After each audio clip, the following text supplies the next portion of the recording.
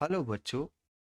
So the question says the hormone that promotes reabsorption of water from glomerular filtrate is option A oxytocin, option B vasopressin, option C calcitonin और option D relaxin.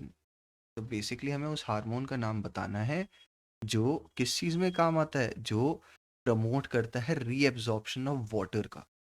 ठीक है, तो key concept for this question is hormonal coordination.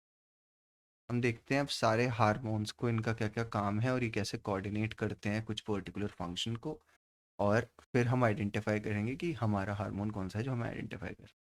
Okay, तो सबसे पहला जो hormone लिखा हुआ है वो लिखा हुआ है ऑक्सीटोसिन। तो जो ऑक्सीटोसिन का मेजर फंक्शन है, एक तो वो है uterine contraction during the child birth, और प्लस एक है लैक्टेशन आफ्टर द चाइल्ड। पर हमसे क्वेश्चन में तो ऐसा कुछ नहीं पूछा गया है, इसका कोई ऐसा पर्टिकुलर काम नहीं है, तो इसलिए हम इसे एलिमिनेट कर देते हैं, यानी ऑप्शन ए इज इनकरेक्ट। अब ऑप्शन बी की तरफ आ जाते हैं। ऑप्शन बी में लिखा हुआ है वेसोप्रेसिन। तो जो वेसोप्रेसिन हार्मोन है, इसका जो मेन काम है वो है to decrease the excretion of water through kidney.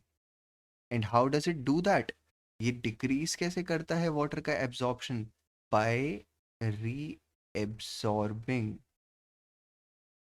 Bye reabsorption of water का रीएब्सॉर्प्शन से। और इसीलिए ही इस हार्मोन को हम कहते हैं एंटाई डाययूरेटिक हार्मोन, क्योंकि ये वाटर का रीएब्सॉर्प्शन करवा रहा है। ऑलराइट, अब हम अपने क्वेश्चन की कंडीशन देखें तो ये असल में करेक्ट आंसर हो जाता है ना? तो option B is correct, but let's also discuss the incorrect options.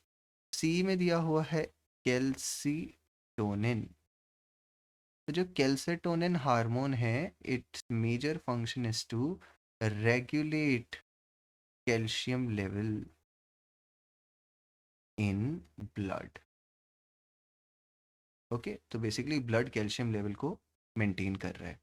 So if we look at the option D, option D में इन्होंने रिलैक्सिन लिखा हुआ है, and the major function of relaxin is to relax the ligaments